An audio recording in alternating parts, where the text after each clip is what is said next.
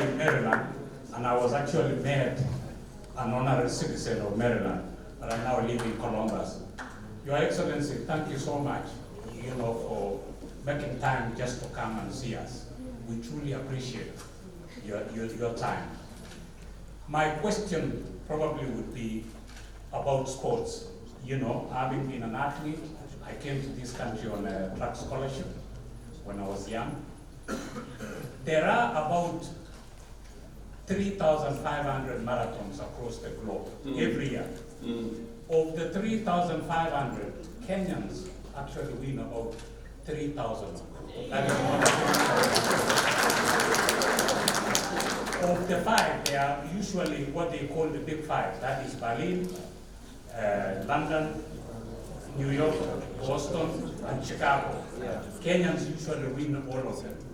Your Excellency, in these marathons across the globe, 1 week prior to the marathon, there is what they call the expo. And companies, countries are there to, market their country. Yes, Peter, can you make it brief? Yes.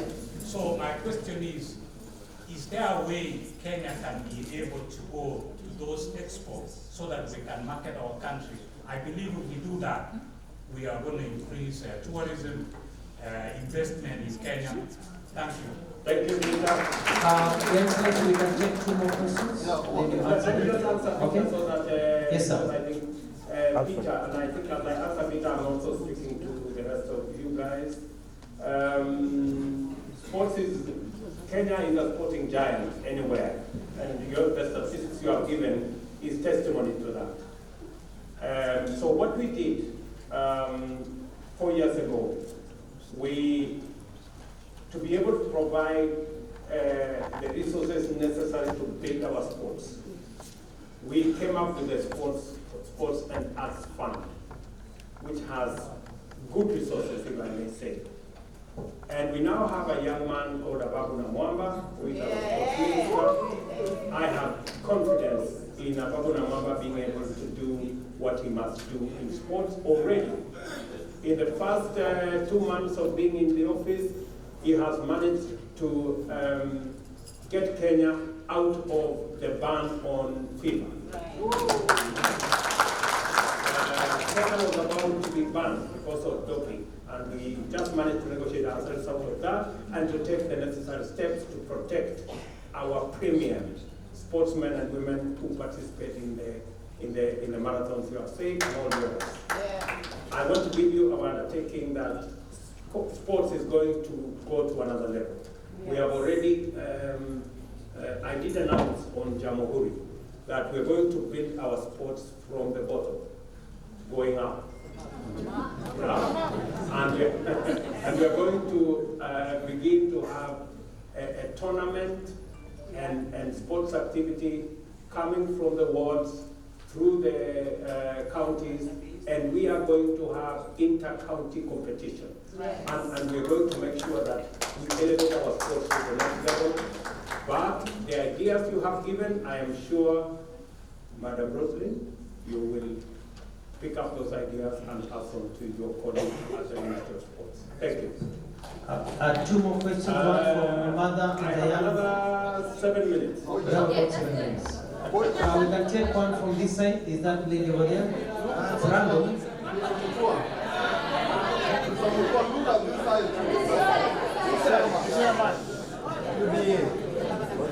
Okay. Is the lady there? Okay, Madam. Thank you, Mr. President. My name is Dr. Kakenya Ntaya, and I'm a social entrepreneur.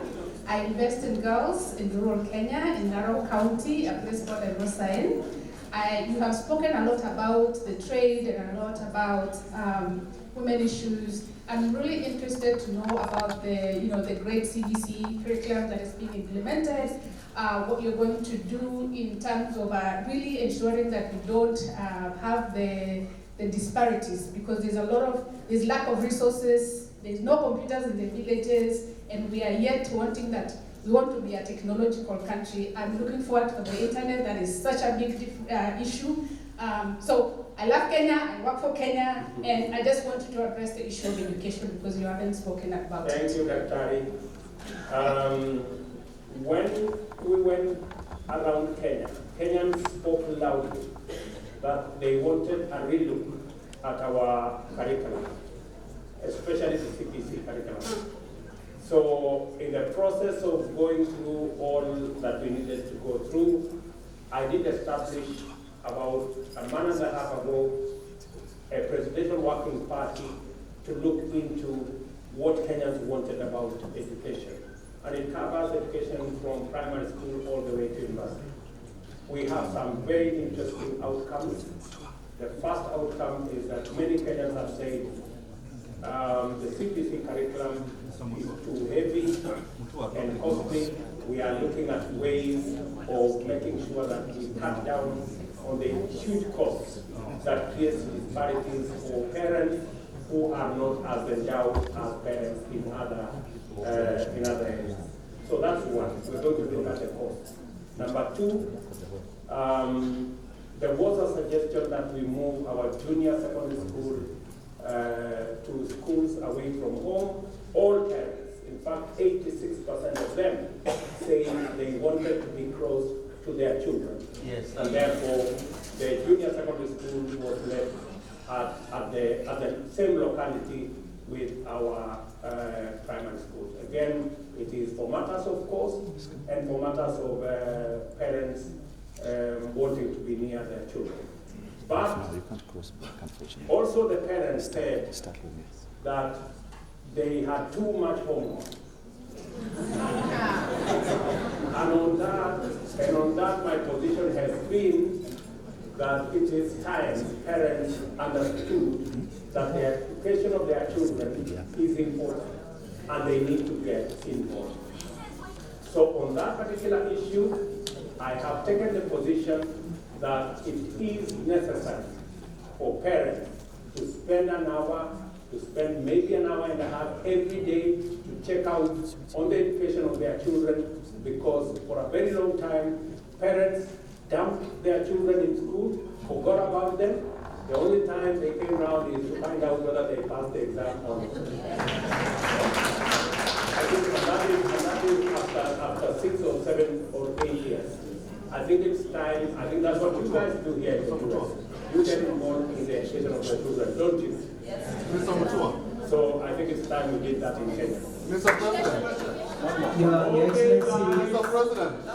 Time is not on our side, but if we can have somebody. Some of us are leaders, we have to talk on behalf of the diaspora. So, like we have to talk on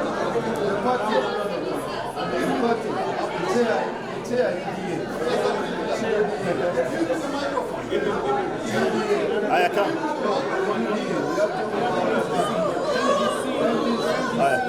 So I'm a leader. It's okay, no problem. The president has said, you know. The president has said. Excuse me, please. You realize not everybody can say everything. And I'm going to give you an email where you can be able to communicate with us. We also just also need to be tafadhali kwa heshima kidogo tu 10 seconds so that somebody else, because we are out of time. Kwa heshima. Thank you, Mr. President. My name is Dr. Dongo. Sorry, I came late because I was doing exams with Now, I have 3 issues that I want. I'll be very brief because when I'm late. For future, we want the diaspora to take the lead. Just give me time. For the future, I'm a member of the committee for the programming. So the reason why I'm talking are 3 issues. We've tried to reach your government. Not only, some of us believe, what can we do for Kenya? Yes. So some of us came here deliberately to make a difference. Yes. We wrote letters to you through some of the people, but they sit on those documents. Yes. Like personally, I wrote to you before you became the president. I follow that protocol with the due process. But I want to congratulate you. We want to encourage you when you'll be coming. We don't want you to fear that we'll be having questions. We want you just to share with us, eat with us next time you come, so that we can be able to share and bond. And last but not least, for the leaders who are here who accompany the president, we want to request you, as people in the diaspora, we are civilized, we are organized here in the US, I was in the committee for the programming. When next time we come, Mr. President, we want more time with you and control so that you can know us. I ran for the Senate in this country, so I'm a leader in this country. But I'll follow with you so that we can talk on a more deliberate things that we can help the government do. Thank you.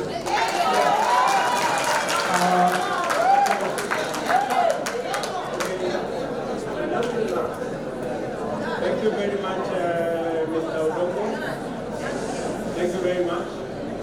Let me say the following. Okay. Thank you very much. Let me say the following. You all understand that we came here for a huge US-Africa conference. Yes. The next time I come here, you guys,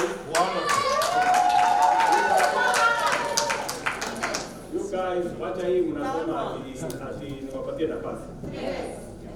You must look for money to buy me nyama.